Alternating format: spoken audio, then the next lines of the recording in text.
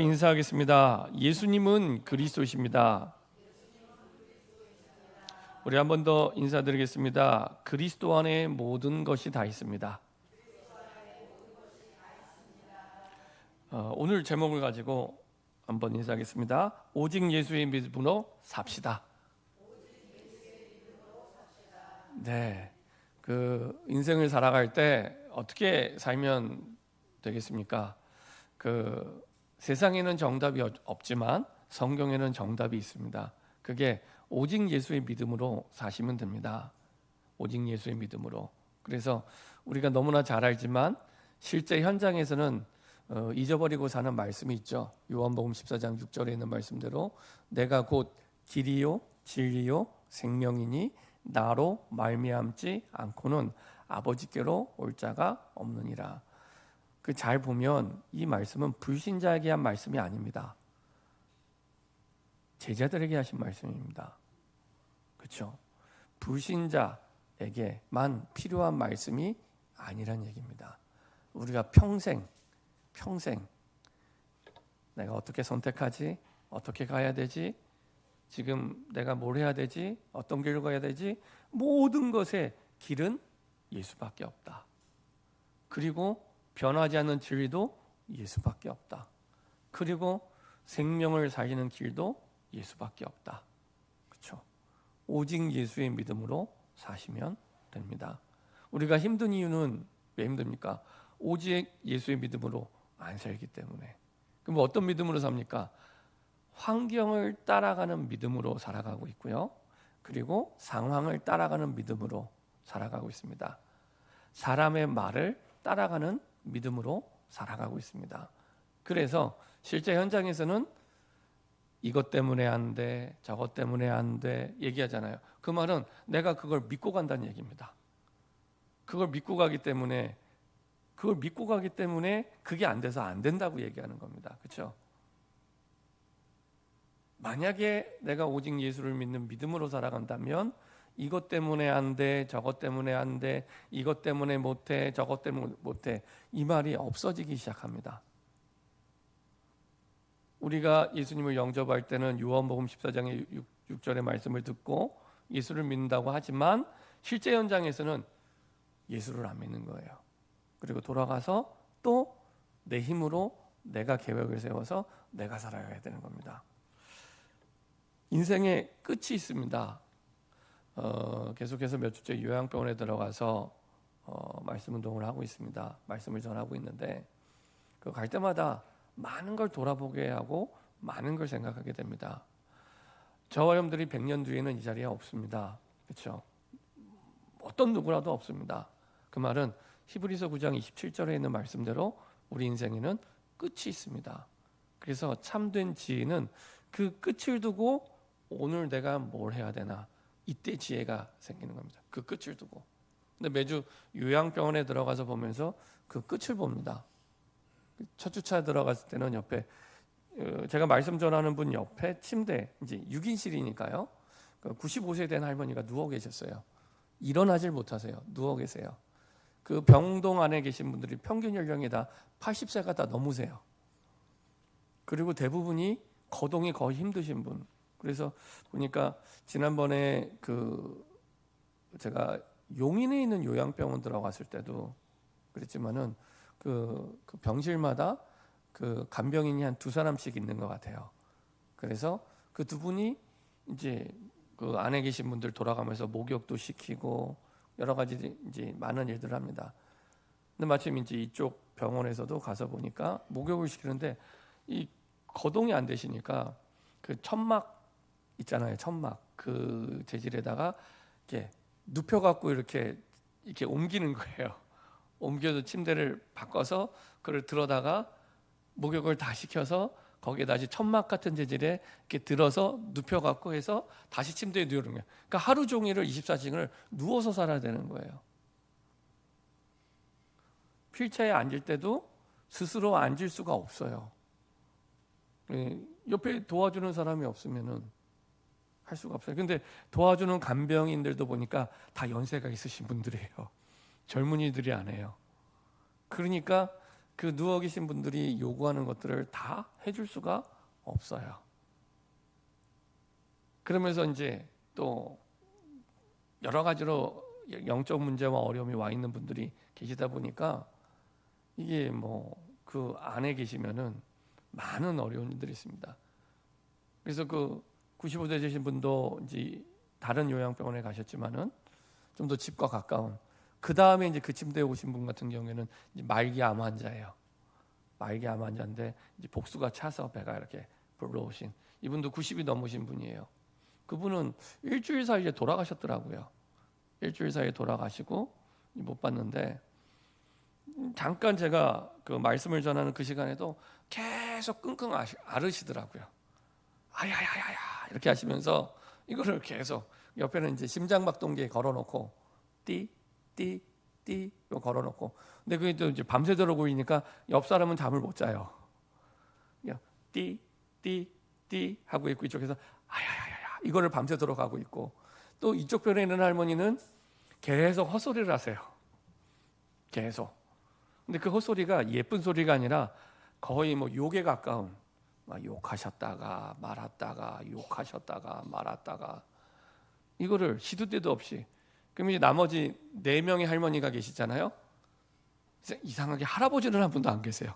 다 할머니만 계시는데, 그래서 제가 볼 때 할아버지는 그 이전에 다 돌아가시지 않았을까 뭐 이런 생각 들고, 근데 다 연세가 있으신 할머니들인데, 이제 이분들이 참다가 또 이제 한 번씩 또 버럭 하세요.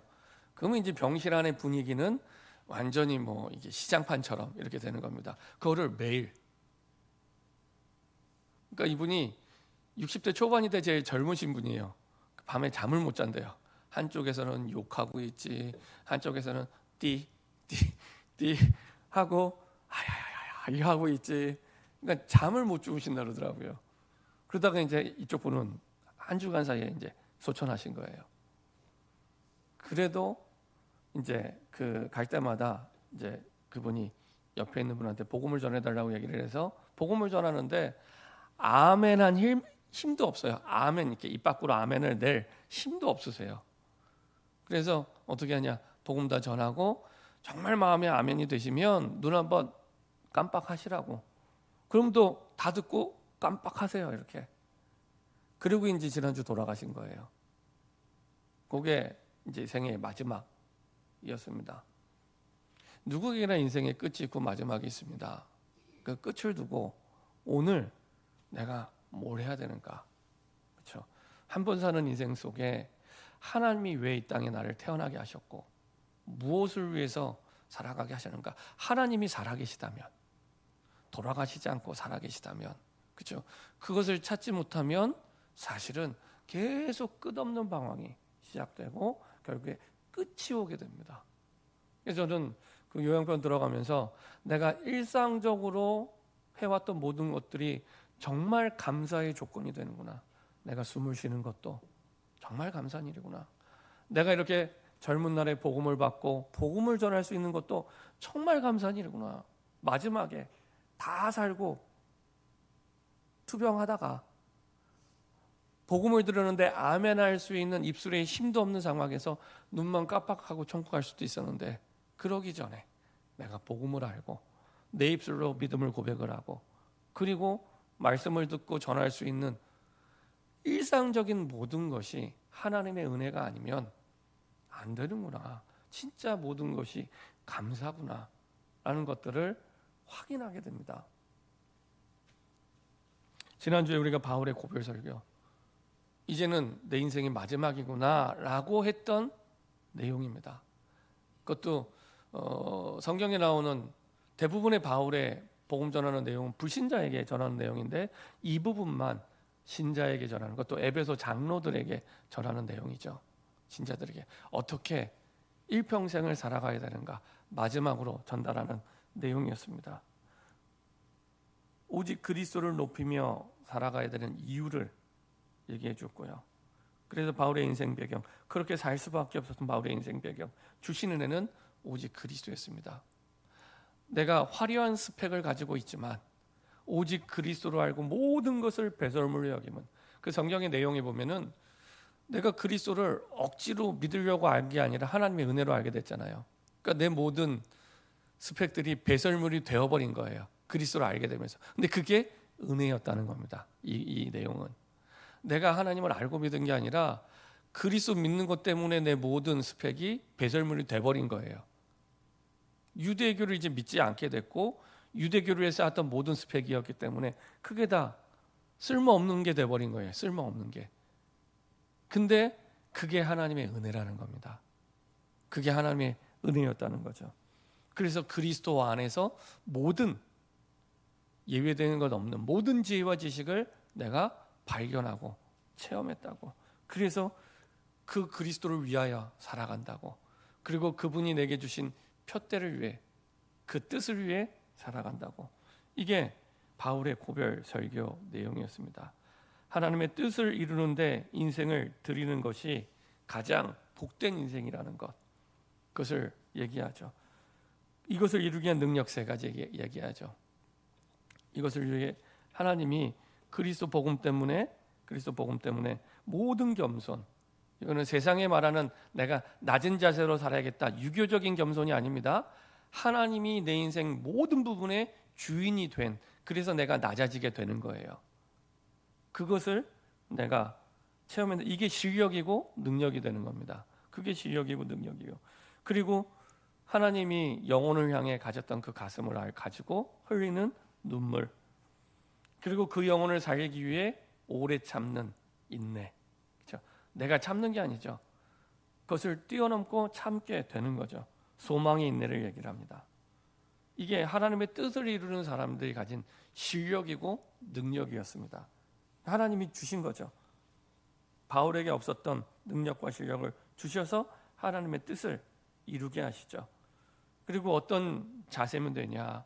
나의 달려갈 길과 주 예수께 받은 사명, 하나님의 은혜의 복음을 증거하는 것을 마치려 하면은 나의 생명을 조금 더 귀한 것으로 여기지 아니하노라. 사명의 푯대를 두고 주저하지 않고 망설이지 않고 달려가는, 그렇죠? 달려간다는 것은 봤다는 얘기입니다. 본 사람만 달려갈 수 있습니다. 그렇죠? 진짜 하나님이 내게 본 걸 확정했을 때 달려갈 수 있는 겁니다. 내가 보지 못하면 달려갈 수가 없는 거예요. 봤기 때문에, 확정했기 때문에 달려갔죠. 그게 사실은 하나님의 뜻을 이루는 사람의 자세, 바울의 자세였고요. 그리고 그 뜻의 중심에는 교회가 있습니다.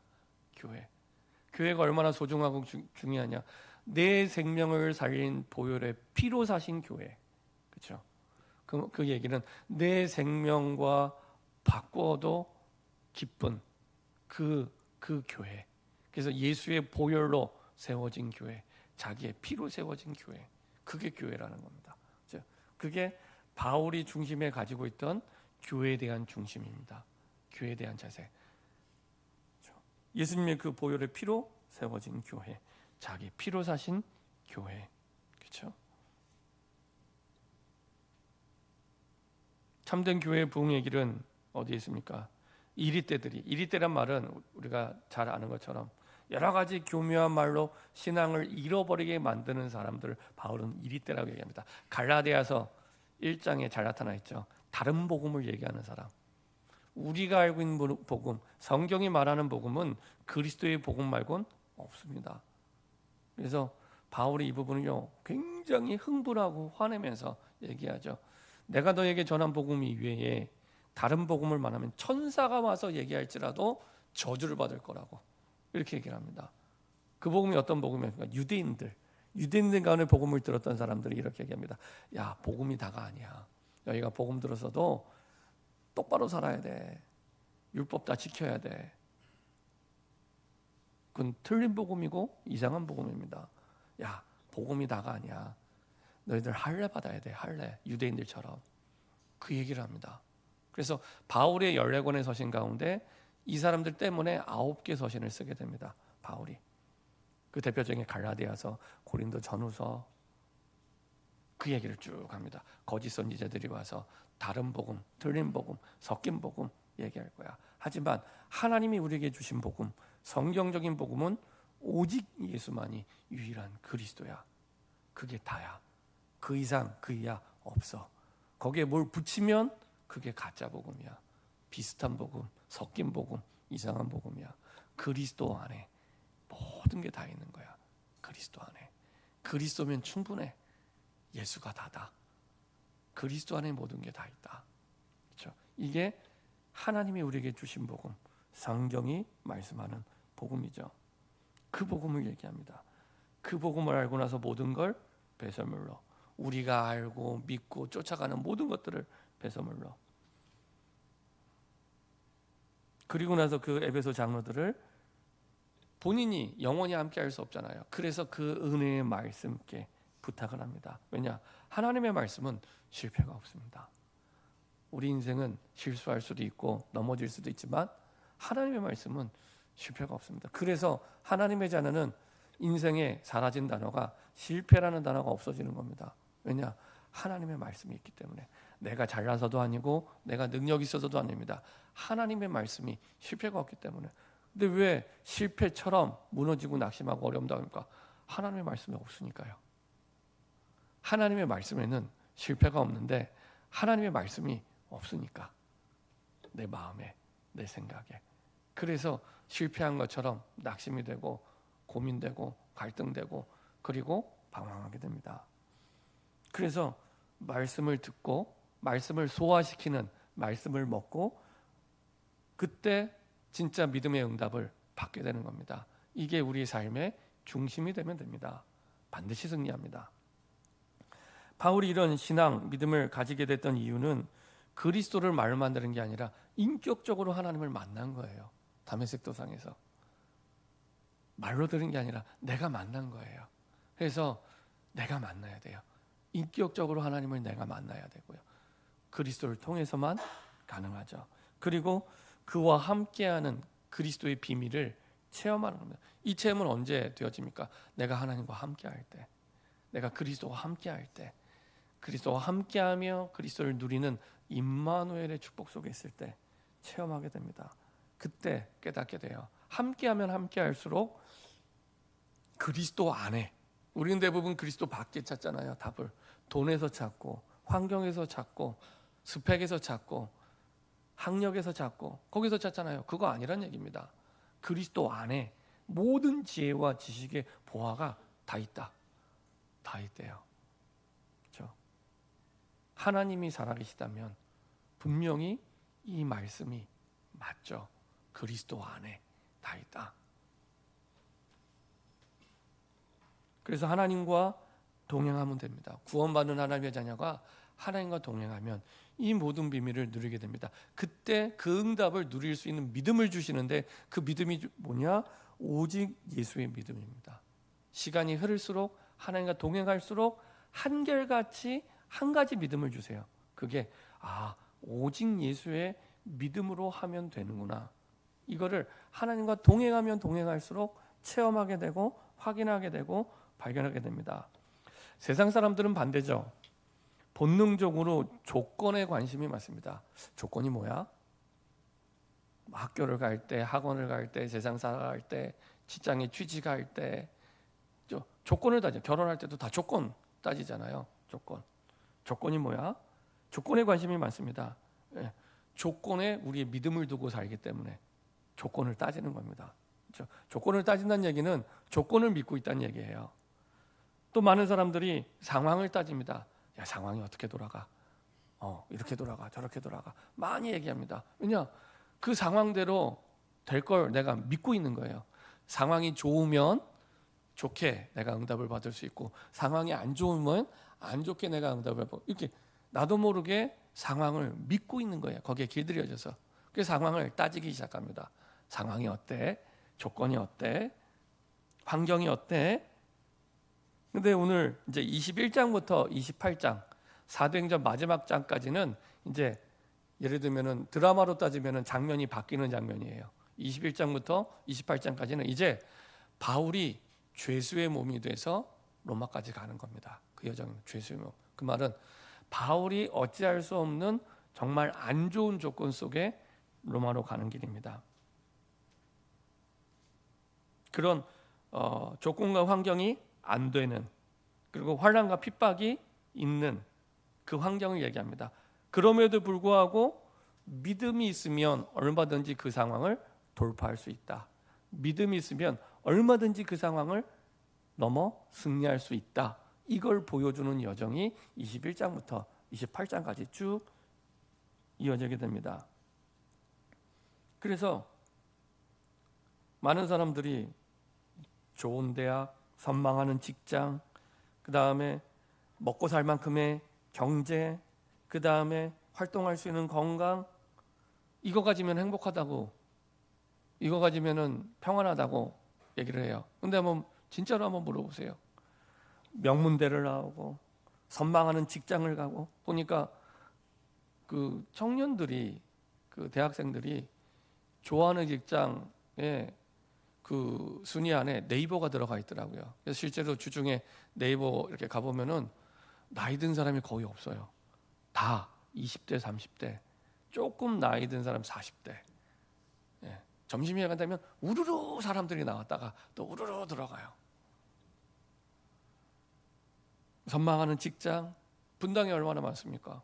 조금 걸어가면 정자동에 SK 있고, 두산 있고, 판교에 가면은 수많은 게임 회사, IT 기업들이 있고, 한국의 실리콘밸리라고 하는데, 그리고 내가 먹고 살 만큼의 중산층, 또 내가 활동할 수 있을 만큼의 건강 있으면 행복하다고 생각하며 살아가는데, 진짜 한번 질문해 보세요. 정말 행복해? 진짜 행복해? 정말 평안해? 정말 평안해? 근데 사실은 평안하지 않다고, 행복하지 않다고 대답하는 사람이 대부분입니다. 왜 그럴까요? 그거 위해서 평생 공부하고 살아가잖아요. 지금도 분당에 있는 아이들 그것 때문에 계속 가고 있잖아요. 근데요, 분당에 있는 아이들이 스트레스 엄청 많이 받습니다. 다른 지역의 아이들보다. 그래서 영적 문제도 많고 정신 문제도 많아요. ADHD도 많고요. 틱장애도 많고요. 그 다음에 가다가 푹 쓰러지는 그런 질환도 있다 그러더라고요. 저혈압. 아이들인데. 이게 원인이 뭐냐? 스트레스. 부모님이 너무 뛰어난 거예요. 부모님이 너무 잘난 거예요. 야, 나는 하는데 왜 넌 못해? 이거거든요. 그러니까 뛰어난 부모님은 그게 쉬운 거예요. 성실한 게 쉬운 거예요. 성실한 게. 그리고 일이 잘 풀리고 돈 많이 버는 게 쉬운 거예요. 나는 하는데 왜 넌 못해? 그때부터 이제 아이들은 스트레스가 시작이 됩니다. 계속 부모님은 서울대인데 야 너는 왜 그게 안 돼? 계속 스트레스 받는 겁니다. 안 되거든요. 사람이 다 똑같은 게 아닌데. 그러다 보니까 계속 찾아오는 영적 문제와 정신 문제와 육신의 질병으로 계속 드러나게 됩니다. 다른 지역보다 많아요. 다른 지역보다. 예. 경제 수준과 상황에 따라서 다르거든요. 왜 그럴까요? 성경에서 말합니다. 간단합니다. 믿음이 없기 때문에. 믿음이 없으니까 삶이 결정되지 않은 거예요. 삶이 확정되지 않아요. 삶이 정리가 안 돼요. 그러다 보니까 계속 방황을 하게 됩니다. 오로지 예수님이라는 그 믿음으로 확정이 돼야 삶이 확정이 되고 삶이 정리가 되고 삶이 결정이 되는데, 내가 명문대를 나오고 선망하는 직장을 다니고 살 만큼의 경제가 있고 활동할 만큼의 건강이 있는데 삶이 결정이 안 되는 거예요. 그러다 보니까 미래에 대한 두려움 가지고 있어도 계속 그렇게 살아가게 되는 겁니다. 우리의 그 믿음은 어디에서 시작이 됩니까? 삶을 결정하고 정리할 수 있는 그 믿음은 어디에서 시작이 됩니까? 그렇죠? 첫 번째로, 왜 예수만이 우리 인생의 참된 길인가? 이 질문에 대한 답을 가지고 있어야 됩니다. 왜 예수만이? 성경에서는 한결같이 한 가지만 얘기합니다. 예수만이 길이다. 예수만이 길이다. 항상 얘기합니다. 변함없이, 구약이나 신약이나 변함없이 예수만이 길이다. 항상 얘기합니다. 처음 예수님 영접할 때만 길이 아니라 평생에 항상 모든 일과 모든 사건 속에 예수만이 길이다 얘기합니다. 왜냐? 복음의 시작은, 내 인생의 시작, 인간의 시작은 하나님이 창조하신 거에서 시작이 됩니다. 하나님이 창조하셨다. 하나님이. 우리가 그걸 인정하지 않으면 내가 아파도 힘들어도 하나님께 돌아갈 수가 없어요. 굉장히 현장에서 쉬운 질문을 많이 합니다. 예를 들면 왼쪽에 있는 TV가 삼성 TV예요. 삼성 TV가 고장나면 어디로 갑니까? 삼성 AS센터로 가죠. LG TV가 고장나면 어디로 갑니까? LG전자로 가죠. 왜 가요? 딴 데 갈 수 있잖아요. 동네 전파사도 있는데 왜 꼭 삼성을 가고 LG를 갑니까? 물론 가면 이제 여러 가지 많이 도움이 되죠. 무상 보증 기간 동안에는 수리비도 안 받고, 제일 중요한 거는 삼성이 만들었기 때문에 고장난 걸 제일 잘 고쳐요. LG가 만들었기 때문에 그 고장난 거를 제일 잘 고쳐요. 차도 그렇더라고요. 차도 전에 제가 삼성 차를 가지고 움직일 때는 잘하는 정비소에 가서 맡길 때가 있습니다. 근데 진짜 잘 고쳐지지 않을 때 한번 제가 삼성 자동차 이제 직영을 갔어요. 확실하게 고치더라고요. 돈은 더 많이 들어요. 돈도 많이 드는데 확실하게 고치더라고요. 그래서 야, 이래서 만든 대로 가야 되는구나. 그러니까 동네 공업사에서 못 잡는 거를 확실하게 고쳐서 딱 고쳐놔요. 제 날짜에. 그래서 야, 확실하게 고치려면 삼성차는 삼성 A센터에 가야 되는구나. 그때 만들었으니까 제일 잘 고치는 거예요. 하나님이 창조하셨기 때문에 하나님께로 가야 됩니다. 이게 시작입니다. 복음의 시작은 하나님으로부터, 하나님이 창조하셨기 때문에, 하나님이 만드셨기 때문에 하나님께로.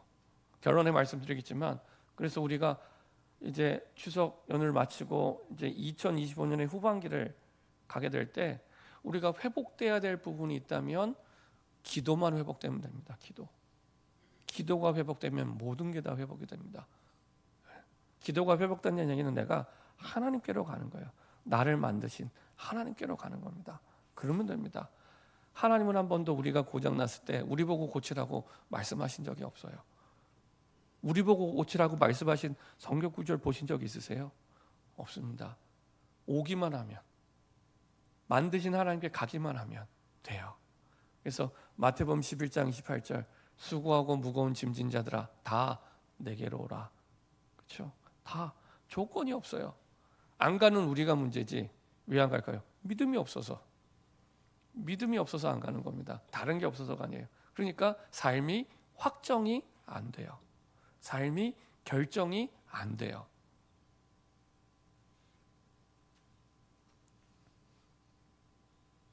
하나님이 유일하게 하나님의 형상대로 만드셨어요. 만드셨을 뿐만 아니라 이제는 세상 삶을 살아가면서 문제 때문에 어려움 당하고 고민하고 갈등하다가 죽는 존재로 만드신 게 아니라 정복하고 다스리는 존재로 하나님이 축복하신 겁니다. 생육하고 번성하고 충만하라. 땅을 정복하라. 다스리라. 그렇죠? 다스릴 수 있는 권세를 주셨어요. 어떻게 해요? 기도할 때, 예수의 이름 부를 때 다스릴 수 있습니다. 근데 문제가 생겼죠. 태어날 때부터 가진 문제입니다. 어떤 문제입니까? 하나님과 함께할 때, 하나님과 동행할 때만 참된 행복과 능력을 누리게 되는데 그 하나님을 영원히 떠나게 된 거예요. 모든 사람이 죄를 범하였음에 하나님의 영광에 이르지 못하더니, 태어날 때부터 하나님을 떠나서 살아가도록 원죄 아래 태어나게 됩니다. 그리고 그 배경에는 끊임없이 우리 인생을 속이는 비슷한 복음, 틀린 복음, 다른 복음, 가짜 복음으로 살아가게 만드는 사단이 있죠. 저는 사단의 존재를 안 믿었습니다. 언제 믿었냐? 무당 전도하면서. 무당들 만나보니까, 이 사람들 만나보니까 가짜 무당도 있지만 진짜 무당 있는 거예요. 그때 귀신이 있구나, 사단이 있구나, 마귀가 있구나. 이 마귀가 끊임없이 하나님 떠난 인간을 사로잡고 멸망의 길로 가게 만드는구나.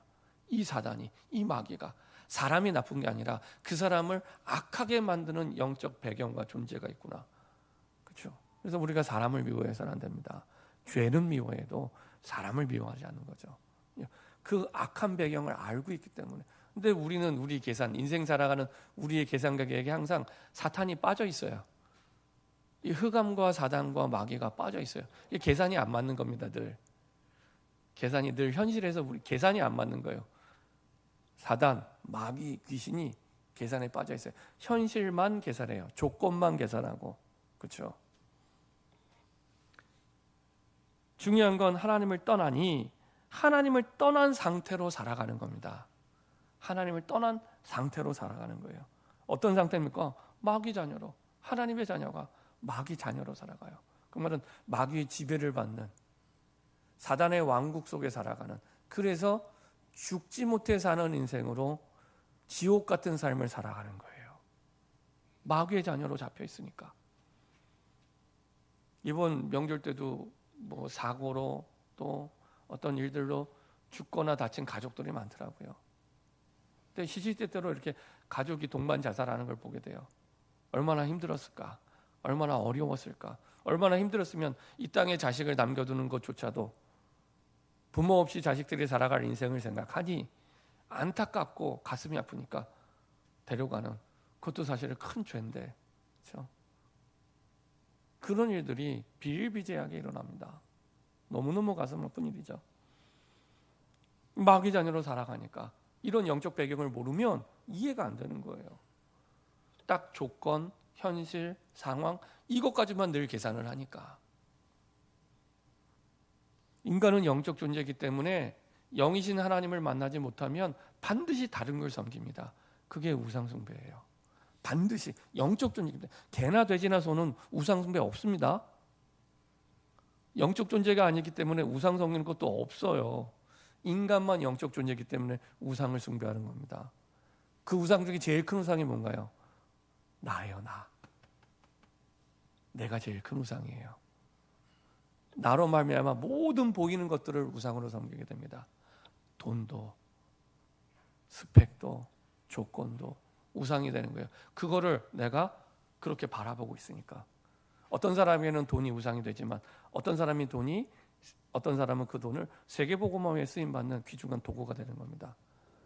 돈은 가치 중립적입니다. 그걸 바라보는 내가 어떻게 바라보느냐. 그렇죠? 사람들은 어떻게 바라봅니까? 인생 문제 70% 돈 문제라고 생각하잖아요. 그 말은 인생을 살아가는데 70%는 돈이 우상이 되는 겁니다. 그 배경에는 그걸 우상으로 바라보는 나가 있는 거예요.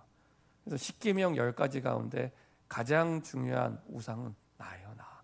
십계명이 말하는. 그렇죠? 그러다 보니 내가 주인이 되다 보니 한계가 오잖아요. 뭐 어떻게 됩니까? 미치기 시작하는 겁니다. 한계가 오니까. 그래서 정신이 문제가 오고 육신에 병이 오게 되죠. 그리고 미래에 문제가 오게 되면 두렵거든요. 내 마음대로 안 되는 인생을 깨달아 버린 거예요. 내 인생이 마음대로 되는 것보다 안 되는 게 훨씬 많다는 걸 알게 된 거예요. 근데 답이 없잖아요. 답이 없으니까 두려운 거예요. 그 인생을 살아갈 용기가 안 나는 거예요. 미래 문제에 대한 두려움이 오게 되고요. 그리고 후대 그대로 그 인생을 살아가야 되는 거예요. 그래서 하나님은 한 번도 우리에게 우리 인생 문제를 해결하라고 말씀 안 하시고 하나님이 해결책을 주셨죠.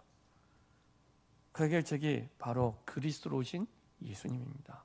누구든지 그리스도로 오신 예수님을 믿기만 하면, 실력이나 능력이나 소유가 아니라 믿기만 하면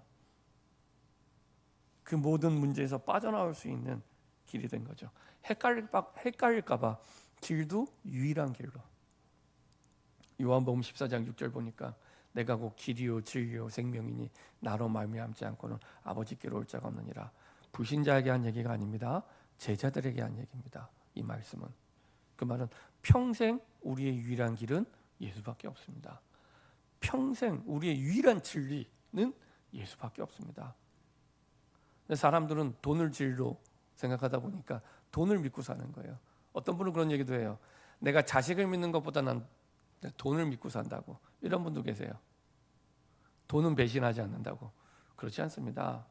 벼락부자, 벼락거지 들어보셨죠? 조금 환율이 변동이 되고 시스템이 바뀌면 막 부자 됐다가 또 무너졌다가 이렇게 됩니다. 그건 한순간에 세계적인 기업도 마찬가지고요. 그래서 시대의 트렌드를 따라가려고 막 정말 애를 쓰며 가고 있잖아요. 한순간에 시대의 흐름을 놓치게 되면 한순간에 무너지니까요. 그런 경우가 너무 많아요. 그게 어떤 걸 의미합니까? 우리의 믿음의 대상이 아니란 겁니다. 돈은 우리의 믿음의 대상이 아니란 겁니다. 언제든지 바뀔 수 있는 거예요. 그렇죠? 근데 사람들은 그걸 의지하고 살아가요.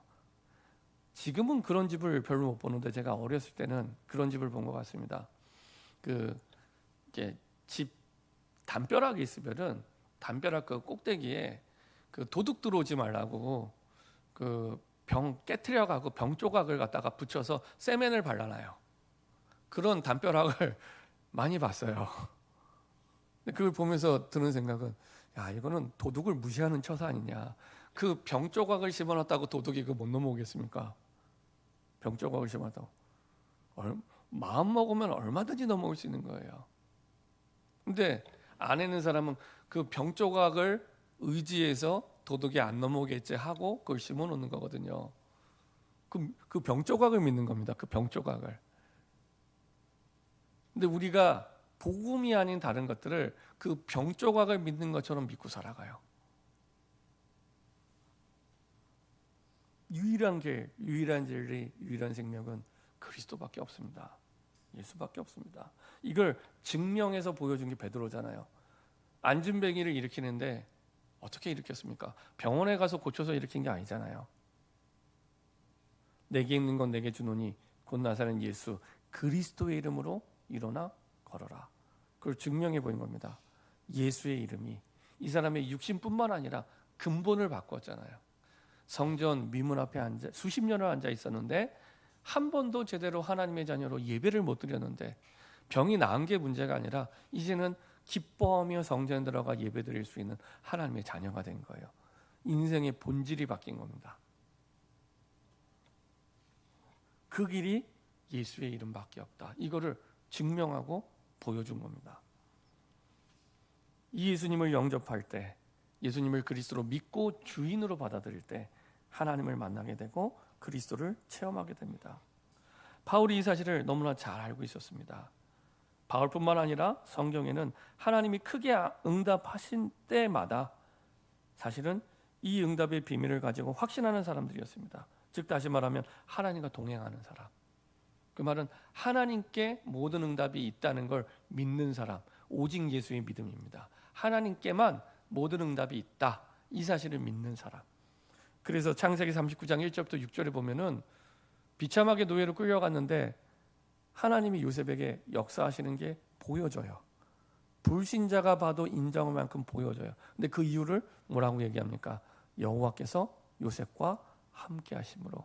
한 번도 요셉이 훌륭하고 대단하고 스펙이 좋고 좋은 직장에 들어가고 좋은 대학에 들어가서 똑똑하고 그런 내용 없어요. 여호와께서 요셉과 함께 하심으로. 그렇죠? 하나님과 동행할 때. 근데 그 역사는 믿음이 어떤 믿음이냐? 하나님만이 응답을 줄 수 있는 유일한 분이다. 오직 예수의 믿음입니다. 출애굽기 14장 1절부터 20절. 구원은 받았는데 출애굽은 했는데 홍해가 가로막고 있을 때 또 조건, 환경을 따지기 시작합니다. 그러다 보니 당연히 불신앙하게 되죠. 그때 모세가 얘기합니다. 너희는 가만히 있어서 오늘 하나님께서 하시는 역사를 보라. 그렇죠? 그리고 그것을 보여줍니다. 홍해를 가르신 거죠. 누가 하셨나요? 하나님이. 다니엘 6장 10절. 조서의 어인이 찍힌 줄 알고도, 그 말은 오늘 바울처럼 죽을 줄 알고도 예루살렘을 향하여 창문을 열고 보란 듯이 살려달라고 기도한 게 아닙니다. 감사함으로 하나님께 한 번도 아니고 3번 매일 전에 행하던 대로. 그 말은 하나님만이 응답을 줄 수 있는 유일한 분이라는 것을 믿은 거예요. 조건을 믿은 게 아닙니다. 환경을 믿은 게 아닙니다. 그렇죠? 지금 포로로 끌려가 있기 때문에. 사도행전 4장 1절부터 12절. 보면은 베드로가 그 증인이었죠. 그래서 다른 이로서는 구원을 얻을 수 없나니 천하 인간의 구원 얻을 만한 다른 이름을 우리에게 주신 일이 없다. 자기를 죽이려고 하는 재판장 앞에서 당당하게 선포합니다. 자기의 목을 걸고 선포합니다.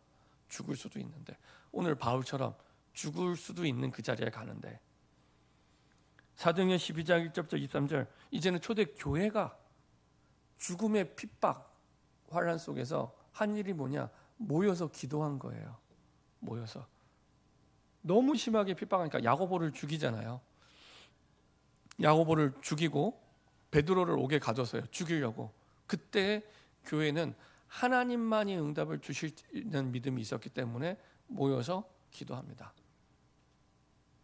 그리고 어떻게 됩니까? 핍박하던 가장 우두머리 그 헤롯 왕이 충이 먹어 죽은지라. 죽는데 얼마나 비참하게 죽냐? 벌레에 먹혀서 죽어요. 벌레에 먹혀서. 근데 이게 초대교회 사람들이 한 게 아니라 하나님께서. 시편 23편 4절에 보면은 다윗이 이렇게 고백합니다. 도망자의 절대 불가능한 상황 속에서 이렇게 고백을 합니다. 내가 사망의 음침한 골짜기로 다닐지라도 해를 두려워하지 않으면 주께서 나와 함께 하심이라. 그렇죠? 주께서 나와 함께 하심이라. 사망의 음침한 골짜기를 다닐지라도. 그렇죠? 바울의 가슴 속에는 이 말씀이 있었던 것 같습니다. 내가 지금 예루살렘에 올라가는데 다 죽는다고 얘기를 해요. 그거를 모르는 게 아니라 알아요. 얼마나 확실하게 아냐. 성령이 그렇게 말씀했대요. 성령이. 그건 분명히 맞는 말이거든요. 성령이. 그걸 알고 가는 겁니다. 알고 대부분의 사람들은 안 가는 게 답이라고 생각하는데 바울은 가요. 가는 게 답이라고 생각을 하고 달려가게 됩니다. 그래서 바울은 죽음을 알고도 두려워하지 않았는데 그 이유는 오직 예수의 이름으로, 예수의 이름을 믿는 믿음으로 사는 인생이었기 때문에. 사도행전 21장 4절에 제자들이 경고하죠. 제자들을 찾아 거기서 이래를 머물더니 그 제자들이 성령의 감동으로 바울더러 이리로 들어가지 말라 하더라. 이 제자들이 어떤 제자들입니까? 지금 1절부터 3절에 보면은 두로에 있는 제자들인데, 두로는 바울이 전도했던 지역이 아니에요. 근데 제자들이 있었어요. 누가 전도했을까요? 마태복음 11장에 보면은 예수님이 전도했던 지역입니다. 예수님이. 그래서 예수님이 베세다야 고라시나 너희에게 전한 복음을 두로와 시돈에 전했으면은 그 사람들은 벌써 믿었을 거라고 이렇게 얘기를 합니다. 이 두로가 어디라고요? 갈릴리 지역이 이스라엘의 북부 지역인데 그 북부 지역의 위가 레바논입니다. 레바논. 그 레바논 지역이 두로 지역입니다. 그 지역에 예수님이 전도했던 지역이에요. 그 사람들이 이미 제자로 있었던 겁니다. 그 사람들이 얘기를 하는 거였죠. 사도행전 21장 8절부터 9절을 보니까 빌립의 딸들도 경고를 해요. 8절에 보면 이튿날 떠나 가이사에 이르러 7 집사 중 하나인 전도자 빌립의 집에 들어가서 머무르니라. 그에게 딸내신 천호를 예언하는 자더라. 딸내 또 가면 죽는다고, 가면 위험하다고 예언합니다. 거기에 이제 한술 더 떠서 유명한 선지자 아가보도 예언을 합니다. 10절, 11절 보면 여러 날 머물러 있더니 아가보로 하는 한 선지자가 유대로부터 내려와 우리에게 와서 바울의 띠를 가져다가 자기 수족을 잡아매고 말하기를 성령의 말씀하시되 예루살렘에서 유대인들이 이같이 이 띠임자를 결박하여 이방인의 손에 넘겨주리라고는, 아예 시청각 교육을 하잖아요. 바울의 띠를 가져다가 자기 손발을 묶어요. 그래서 이 띠임자가 예루살렘에 가면 이렇게 묶여서 고난당할 거야 보여줍니다. 근데 이 사람이 하는 말이 맞아요. 거짓 선지자가 아닙니다. 이전에 했던 경험이 있죠. 사도행전 11장 28절에 사도행전 11장 28절에 이미 성경에도 나와 있습니다. 아가보가 그 중에 아가보라 하는 한 사람이 일어나 성령으로 말하되 천하에 큰 흉년이 들리라. 이거 말한 사람이 아가보예요. 천하에 큰 흉년이 들리라 하더니 글라우디오 때에 그렇게 되니라. 예언이 성취됐잖아요. 분명히 이거대로 된다는 얘기입니다.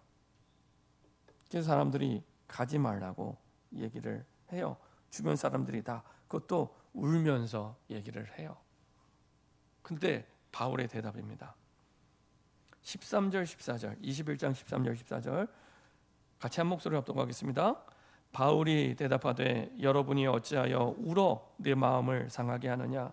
나는 주 예수의 이름을 위하여 결박당할 뿐 아니라 예루살렘에서 죽을 것도 각오하였노라 하니 그가 권함을 받지 아니하므로 우리가 주의 뜻대로 이루어지이다 하고 그쳤노라. 그렇죠?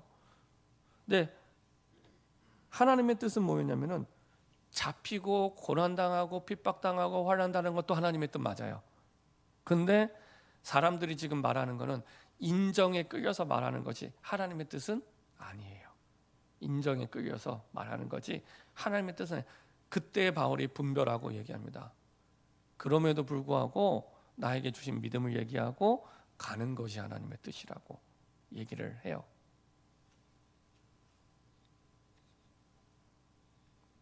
바울의 관심은 오직 예수에 있었습니다.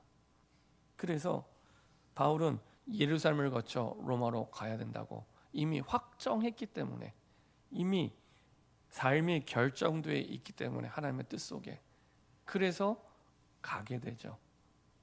대부분의 사람들 같으면 아마 가지 않고 피했을 거예요. 근데 하나님의 뜻은 피하는 게 아니라 가는 거였거든요. 피하는 게 아니라 가는 거였습니다. 그리고 어떻게 됐습니까? 결국에 바울은 승리합니다. 사도행전 28장 31절 로마까지 가요. 예루살렘을 넘어서 그리고 유라굴로 광풍 풍랑을 넘어서 로마까지 가요.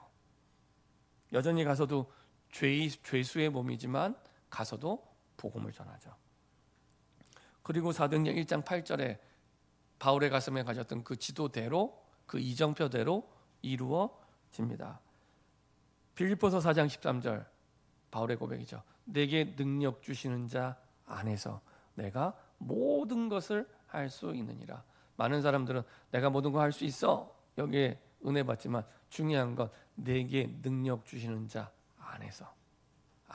그 말은 바울이 하나님과 여전히 24시간 동행하는 사람이었습니다. 동행하는 사람. 그래서 21장 1절부터 3절에 보면은 첫 번째 이런 말이 나옵니다. 우리가 그들을 작별하고 해서 우리가라는 단어가 나와요. 우리가. 사도행전을 기록한 누가가 우리가라는 표현을 썼는데 보통 같이 가는 사람들을 할 때 우리가라는 표현을 쓰고요. 또 하나는 어떤 의미가 있냐면 이때 당시의 사람들이 우리가라는 표현을 쓸 때 항상 썼던 글이 있답니다. 글. 우리가라는 표현을 항상 썼던 글이 있대요. 어떤 글을 쓰냐면 보통 그 당시에 그 배를 타는 사람들이 항해를 하는데 항해 일지에 보면은 항상 이 표현을 썼다 그래요. 우리가라는 표현을 썼대요. 왜 썼냐 보니까 그때 당시의 사람들의 가장 큰 두려움은 바다였습니다. 내가 배를 타고 나가면 언제 돌아올지 모르고 죽을 수도 있다는 거예요. 그래서 우리가라는 표현을 썼는데 왜 썼냐? 사랑과도 함께 간다는 뜻도 있지만은 이제 아까 말씀드렸죠. 하나님을 만나지 못하면 반드시 인간은 영적 존재이기 때문에 우상을 섬기게 됩니다. 그래서 자기가 섬기는 우상과 같이 배 타고 나가는 거예요. 배 타러 나갈 때. 그래서 항해 일지에 보면 항상 우리가 사도행전에서 우리가만 4번이 나옵니다. 16장, 20장, 21장, 27장. 누가가 이걸 쓴 이유는 누가는 우상 숭배하는 사람이 아니니까. 그럼 어떤 의미입니까? 하나님이 우리와 지금 함께하고 있다는 겁니다. 하나님이 우리와 함께하고 이 길을 가고 있다는 겁니다. 그래서 1절부터 3절까지 보면은 다 배 타는 내용입니다. 배 타는 내용.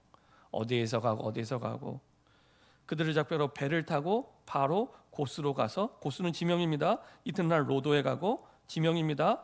거기서 또 바다라도 바다가 아니라 지명입니다. 바다라는 지명입니다. 다 지명입니다. 이 바다라는 데서 배를 갈아타요. 큰 배로 갈아타서 베니게로 건너가는 배를 만나서 타고 가다가 구브로를 바라보고 왼편에 두고 수리아로 항해하여 두로까지 배 타고 가는 일정입니다.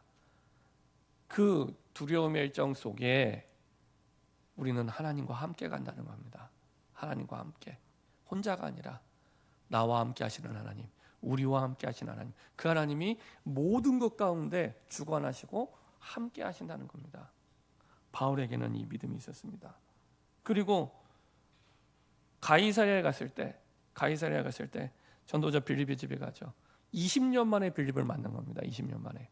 언제 만났어요? 사도행전 7장에서 스데반이 죽임당하는 그때 그 자리에 바울이 있었고 빌립 집사도 있었습니다. 20년 만에 빌립 집사를 만나서 밤새도록 얘기했겠죠. 어떤 얘기했을까요? 스데반의 순교, 그것 때문에 흩어진 핍박 얘기했습니다. 그래서 그 핍박으로 말미암아 흩어졌는데 그것 때문에 사마리아에 부흥이 일어나고, 그리고 이디오피아 내시가 예수를 믿고, 그리고 가이사랴에 와서 지금 이렇게 복음을 전하고 있노라. 네가 한 그 핍박이 오히려 큰 부흥의 길이 돼서 사도행전 1장 8절에 그 언약을 성취하는 발판이 됐다고 그 포럼했겠죠.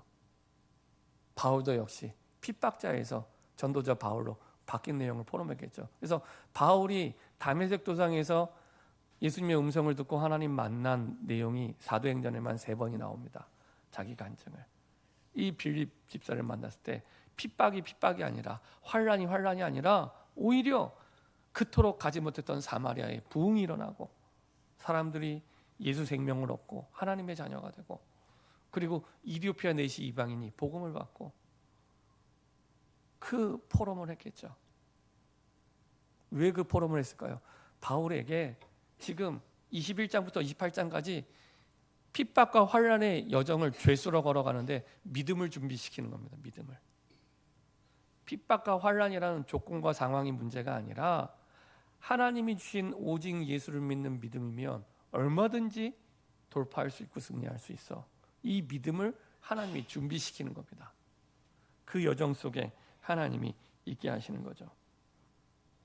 그리고 결국에는 그 믿음대로 하나님은 승리하게 하셨습니다. 결론입니다. 우리를 승리하게 하는 믿음은 오직 예수의 믿음입니다. 오직 예수 믿음. 하나님만이 응답을 주실 수 있는 유일한 분이라는 오직 예수의 믿음. 하나님과 동행할 때만 그 믿음의 축복을 누리게 됩니다. 어떻게 동행합니까? 하나님과 동행하는 24시입니다. 하나님과 동행하는 24시. 그래서 그 하나님과 동행하는 24시가 되기 위해서 하루에 한 번만 내가 시간을 정하고 기도 시작하시면 돼요. 짧게라도 돼요. 내가 하나님과 함께 가는 이 비밀을 두고 하루에 한 번만 가장 소중한 시간을 내가 내어드리는 거예요. 그때는 핸드폰도 끄고 드라마도 끄고 인터넷도 끄고 짧게 바라봐도 돼요. 매일 바라보기 시작하면 완전히 바뀌기 시작합니다. 그리스도께서 주신 기도가 회복이 되기 시작하죠. 보좌의 능력을 누리는 여호와의 7 망대, 그 망대로 걸어가는 언약의 7 여정, 그 언약의 이정표를 세우는 그 기념비적인 응답들이 그 걸음 속에 나타나기 시작합니다. 그래서 사도행전 1장 8절에 약속이 기념비가 되는, 이정표가 되는 인생의 여정이 바울의 여정이었습니다. 우리가 이 응답을 두고 기도해야겠습니다. 성경적인 전도운동을 두고 12지역에 이런 응답을 누리는 12제자를 세워 복음의 빛을 비추는 12지교회가 세워질 수 있도록 그 응답의 주역으로 저와 여러분들을 부르신 겁니다. 그 증인으로 이제 오직 예수의 믿음으로 주님과 동행하는, 하나님이 주시는 응답을 누리는 저와 여러분 되기를 소원합니다.